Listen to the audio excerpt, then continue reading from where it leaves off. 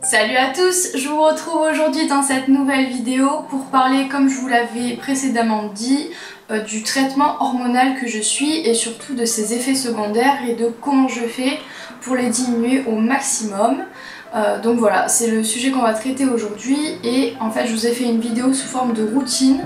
Donc si le blabla vous saoule un peu, je vous invite à aller directement à la routine filmée sous une forme un peu de vlog on va dire. Et j'espère que ça vous plaira ce nouveau format. Ça peut être important ou pas, pour celles qui se le demandent, mon traitement c'est le létrozole. Donc voilà, comme ça c'est dit. C'est un traitement en fait hormonal anti-hormones.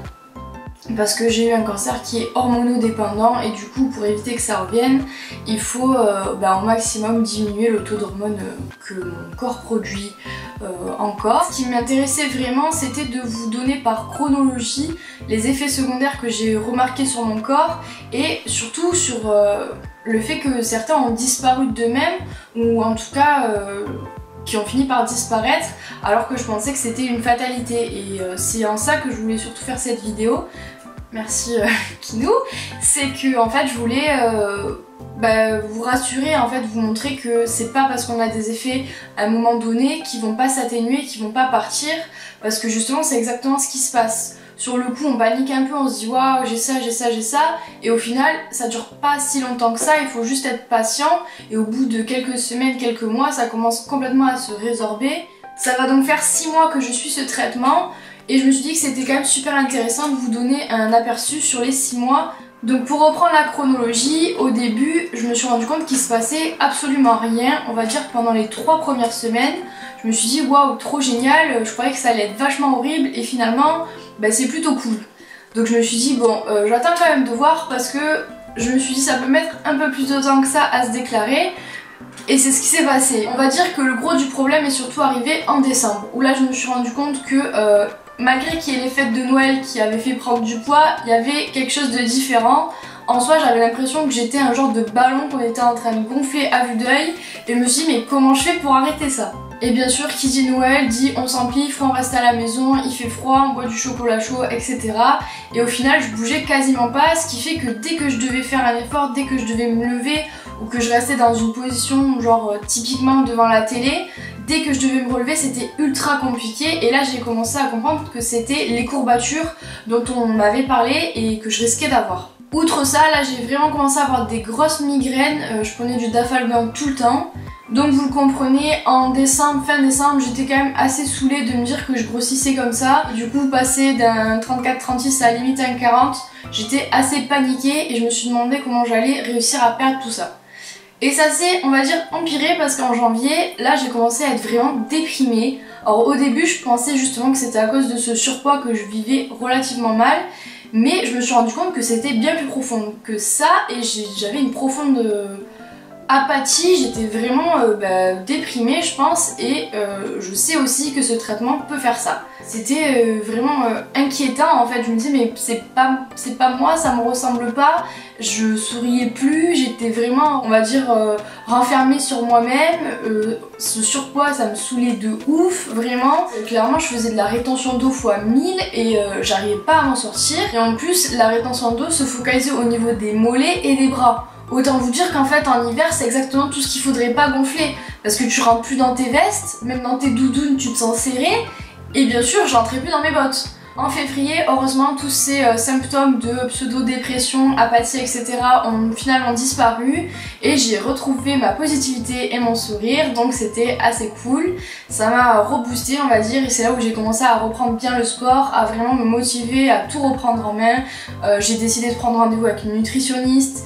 J'ai décidé de vraiment intensifier le sport que j'avais déjà commencé où je marchais un peu, je faisais un peu de yoga etc. Mais là j'ai vraiment passé un cran, j'ai commencé à faire de la marche fractionnée etc.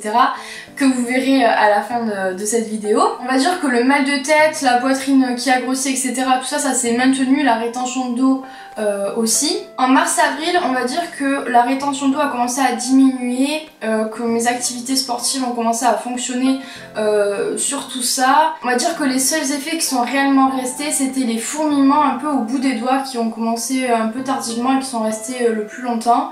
Et aussi, on va dire beaucoup de mal de tête qui se sont limite intensifié, mais ça j'ai remarqué que c'était dû aussi à mon hydratation, pardon. Moins je bois, plus j'ai mal à la tête, et ce traitement a tendance à faire mal à la tête, donc faut à tout prix s'hydrater au maximum, et franchement ça passe tranquillement. Nous voici donc en mai, et à ce jour, même si la rétention d'eau continue un peu par période, on va dire, par journée, des fois on sait pas, on est plus que d'autres, j'ai remarqué que des astuces au quotidien marchaient réellement. Je tenais quand même dans cette intro à vous parler de tous les petits conseils que m'a donné la nutritionniste, entre autres sur les choses à manger, les choses à boire, les bonnes pratiques à avoir pour diminuer au maximum les effets de ce traitement. Donc voici ces astuces. Astuce numéro 1, connaître les aliments qui font gonfler en fonction de ce traitement, qui sont en fait forcément le sucre, le fromage, les œufs et étonnamment les crustacés.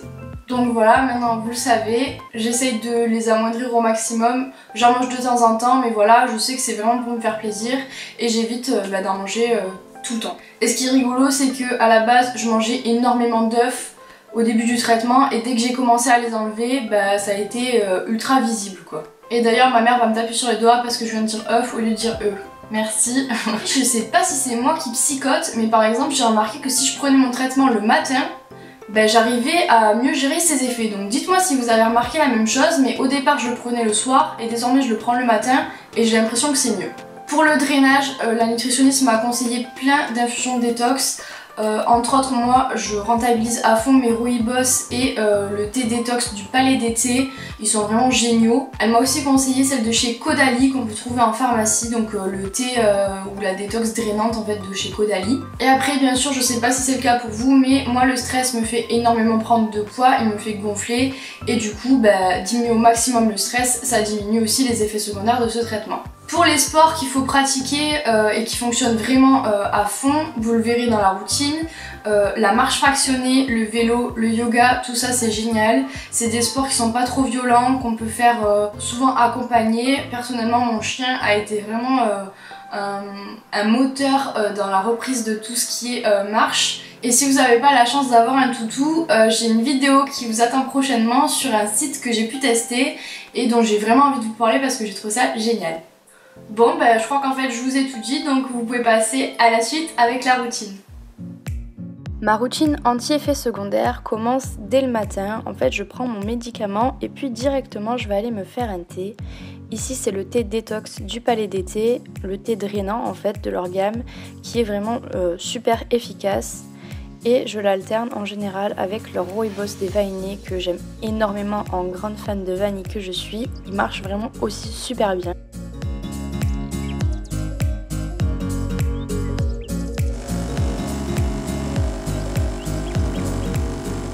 Je ne le sucre pas, mais si vous le sucrez, je vous conseille de prendre du sirop d'agave au lieu du sucre classique.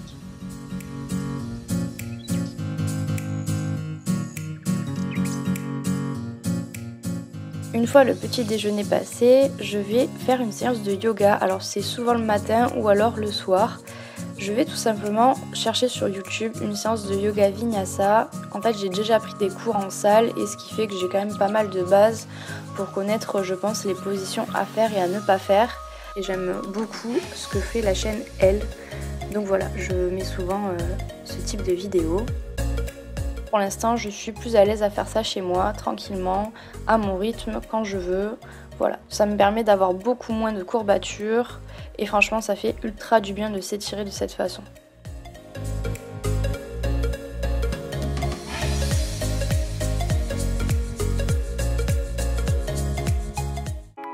1 à 2 fois par semaine, je chausse mes baskets et c'est parti pour 1 heure à 1 heure et demie de sport en plein air.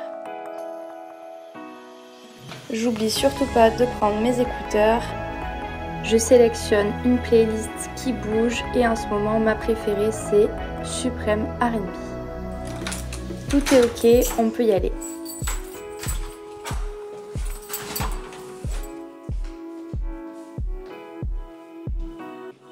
Et surtout, on évite de prendre l'ascenseur. D'une manière générale, je vous conseille au maximum de prendre les escaliers et de marcher le plus possible parce que c'est vraiment ce qui va vous aider à avoir beaucoup moins de courbatures et à dégonfler à vue d'œil. En général, je commence avec un petit peu de vélo. souvent une vingtaine de minutes, et en fait j'utilise toujours les vélos de la ville, que je sois sur Montpellier ou sur Lyon. Pour moi c'est vraiment la solution la plus pratique.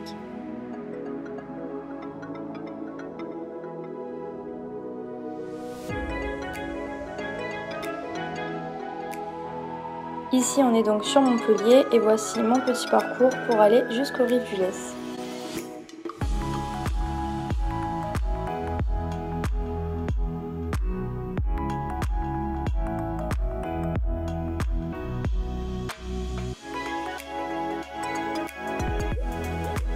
Avec ces 5 petits kilomètres de vélo dans les pattes, on va dire que je suis bien en forme pour commencer à marcher.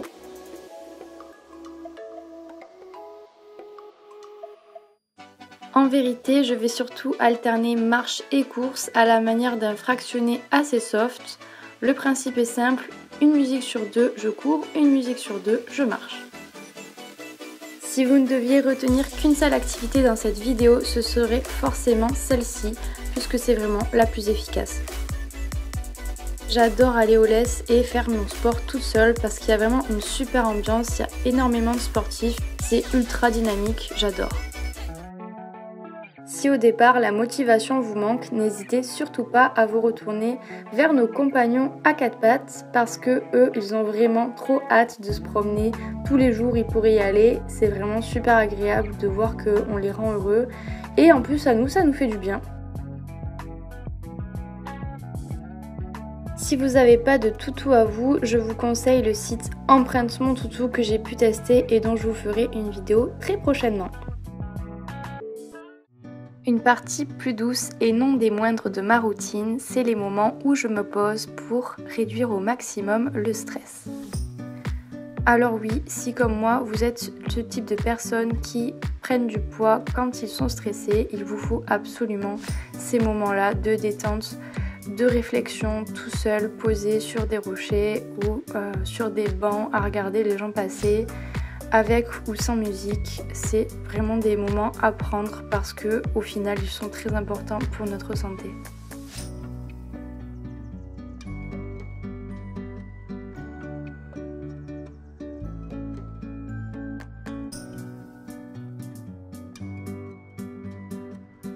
Bisous les loups!